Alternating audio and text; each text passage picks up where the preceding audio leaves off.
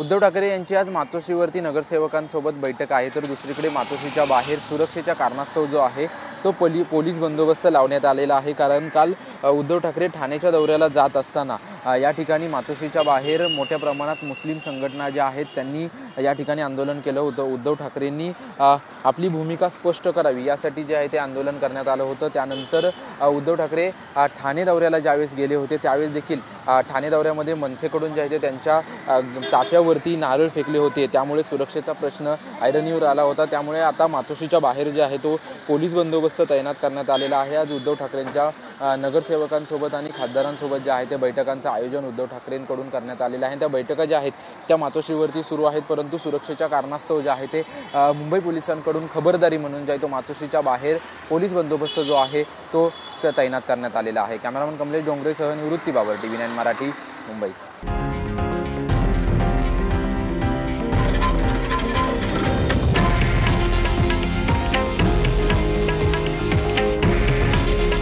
हे आहे देशातील नंबर 1 न्यूज नेटवर्क आणि आपण पाहत आहात TV9 मराठी। काळजी तुमची, हित महाराष्ट्राचं।